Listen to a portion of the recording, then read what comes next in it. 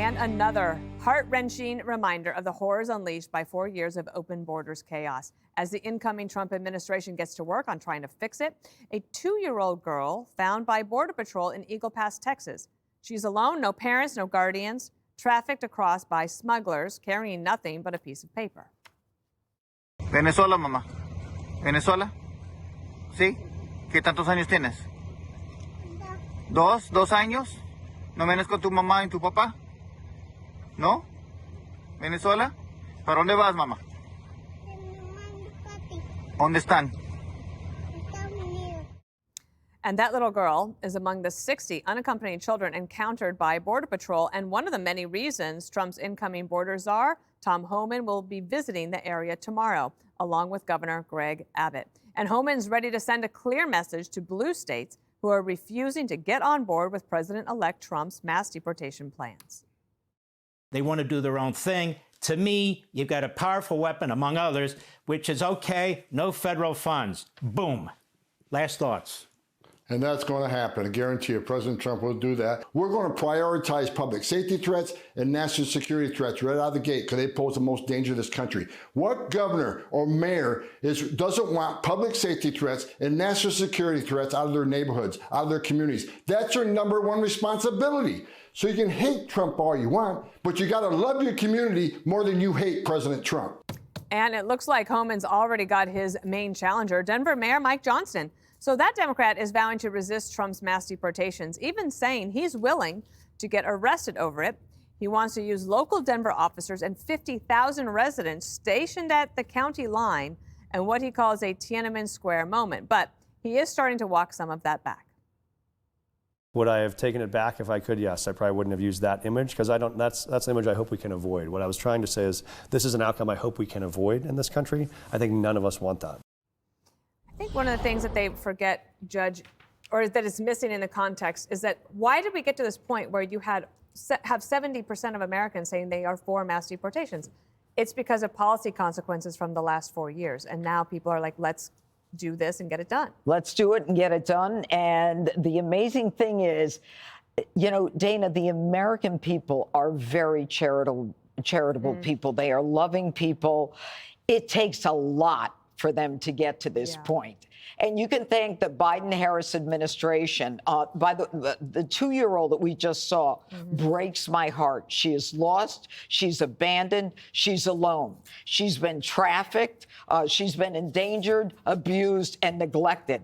And we've got 320,000 kids like this who are lost thanks to the Biden-Harris administration because they look the other way. And if they didn't approve of this, there'd be someone looking for them. But no one's going to start looking for them until Donald Trump comes into office. And where are the tears for this little girl? I teared up. I'm sure most mothers teared up when they saw this 2-year-old. She says, I'm 2, in Spanish. I mean, they had tears for kids in cages, allegedly, you know, through the Flores decision. At least we know where the kids were. At least we knew that they were safe. They had to be separated from their parents temporarily. But here's the bottom line. I don't know what this administration has done with these children. They have been allowed to be picked up by a qualified sponsor. You know what a qualified sponsor is? It's a person 18 years of age who has the income that he can afford to take care of the child. They're not taking DNA. These kids are being trafficked. They're being abused, and they're being abused and trafficked as a result of the Biden-Harris administration. There are no tears for them. And in the end, what we've got is Kamala, who ran, and that's why she lost. She was against deportation. And the Dems, they don't want to talk about these kids. They'll talk about anything but these kids. And this bozo from Denver, you don't even know your history. You don't even know what Tiananmen Square is about. Are the Democrats going to find their footing on this issue, Harold? I hope so. First of all, good to be back with everybody. Hope everybody had a good weekend. I'd say a couple of things. First, to both the mayor of Denver, whom I don't know, and the new designated board czar, they both sound like they're auditioning for a Clint Eastwood movie. They both need to tone the rhetoric down and perhaps get on a phone call together because I think they probably agree more than they disagree. Two, I agree with the judge that it's heartbreaking to watch that child, the 2-year-old there, and there's a lot of blame to go around. one of the things that my party, to get to your question, Dana, needs to recognize is that there's not an issue other than inflation that working class Americans, that resonates more with them, that they understand better as a working class issue than the border. One of the reasons the numbers are rising for the number of Americans and the cross-section of Americans, Democrat, Republican alike, who are in favor of some sort of deportations, is because there are many Americans. A friend of mine told me yesterday, I'm living paycheck to paycheck, struggling to afford life, and I read that my tax dollars are supporting illegal immigrants coming to our country. I have sympathy and I'm compassionate, but I can't understand why we're allowing this to happen. That's not a mean-spirited sentiment. That's a sentiment I believe shared by a lot of Americans who want some answers. Now, I don't know all of the answers to this, and I know at some point we're going to get to talking about this, but like, for instance, that two-year-old child, what do you do there? And I'm not saying you want to do anything incompassionate, Judge, that I do or that Brian or Jesse, and certainly not DP, but I don't know what the answers are to allow. There have to be answers. The deportation is one part of it, but what do we do here at the border with these kids? I know President Trump has thought long and hard about it. I hope his team tones down the rhetoric a little bit and gets to dealing with I'm part of that 71% that wants to see those who should not be in this country, who are breaking crimes. I want them returned to their home countries. That's what I want the conversation to mature to. How do we begin to develop these smart and decisive answers to this compelling and awful problem? And Tom Homan knows the job, knows what needs to be done, he knows the law, and he's basically going to hit the ground running. Here's what you do, Harold. You take a migrant kid and you make all of them just kids. If you dismantle the cartels, these migrant kids don't crush the border. And instead, they tried to make the cartels rich. I don't know what their game plan was. And then they're even profiting off of these migrant kids. This is Michelle Obama's former policy director, Vignaraha, I can't pronounce her last name, I'm sorry. But she had this small little ditty not-for-profit, only a couple mil. All of a sudden, this border broke wide open, and Joe Biden just gave her $180 million. She tripled her operating income, and she doubled her salary. Now she's making $500,000 a year. To do what? To do what? To just be a daycare for migrant kids while the traffickers come in and seize these little poor kids? It's disgusting. Now, this Denver guy is ridiculous.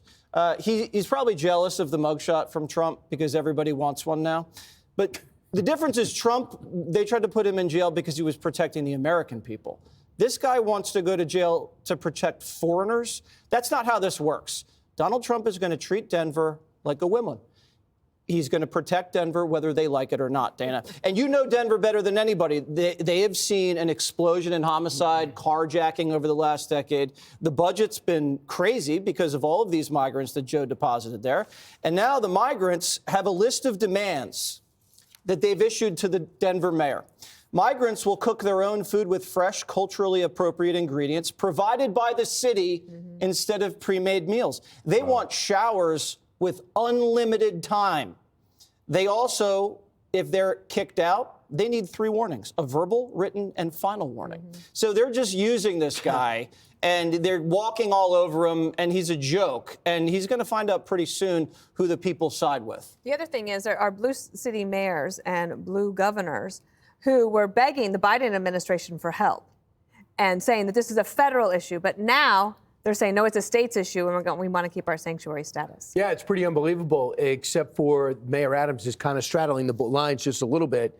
But he's afraid of angering Hochul because Hochul could tell him, hit the road because of your indictments. But we had Robert Holden on, a Democrat, and he represents 9 people who are problem solvers in New York, 3 of which are Democrats. And he says it's time to end sanctuary cities. This guy from Denver, per capita, there's more illegals in Denver than even New York. Denver's destroyed, and they're bleeding into Aurora just on illegal immigrants. This could be an opportunity for him to say, hey, I'm not looking to toss out the landscapers, the dreamers. I'm looking to toss out the criminals. So I need to cooperate with ICE in the meantime because everybody wants criminals away. The other thing I thought of this morning is, like, why are we just seeing this 2-year-old today?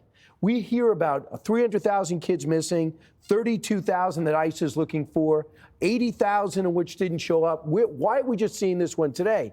So Bill Malugin just told me it's because DPS picked him up. Texas is much more lenient. If you get picked up by Border Patrol, it's a black hole. You don't know what happens. Why is it that Ted Cruz had to go in with a secret iPhone? And same with Rodriguez or Gonzalez when he was on the border with, he represents that district. Why don't we just see him? We blur out the faces. If there are 3 300 kids in a small tent or a shed. We need to see those people. We need to find out what's going on. And if the question is, what do we do with those kids, Harold? I say this, treat them great. What we're going to do is get them ready on a plane, and we send them right back to El Salvador. That's what's got to happen. By the way, El Salvador, you shouldn't be leaving. They've cracked down on those criminals. They've cleaned up that country. You got to really sing a different song if you tell me that you need asylum from El Salvador. It's not Venezuela, it's not Bolivia, it's not Nicaragua, it's not Cuba. Right, I happen to agree with you. I'm only saying these are the answers. These are the kinds of things we need to be putting on the table now, because we have a new president who won, I believe, largely, if not exclusively, on this issue. What I love about this is it's always crackdown, crackdown, crackdown. It's tough. But here's the passion and compassion. There's compassion for people. We care about you. We don't want anything bad to happen to you, but we can't exist the way this is happening right now. And Tom Homan should have that image when he talks about being tough. I care about that kid, and this is unsafe, because if that kid can stay, we're going to get thousands of others just like him too. Well, and imagine, we already have. And imagine, too, if you were still at the bench and you were presented with that little girl, and then there's the parents, like, the parents put her in danger. Exactly. So, like, I mean, I know she wants her mom and dad. I get it. But do the parents bear some responsibility for giving her to the cartels in the first place? That is the essence of child endangering, child neglect, child abuse, child abandonment. You would never stand for that. No, I wouldn't. Right. But what did they tell those parents? Did they tell those parents life is going to be so much better? This is a very dependable guy. He's going to bring you the cartels and the coyotes. Do they somehow convince these parents that this is going to be okay? I can't picture a scenario where I buy into that. Neither can I. Click here to subscribe to the Fox News YouTube page to catch our hottest interviews and most compelling analysis. You won't get it anywhere else.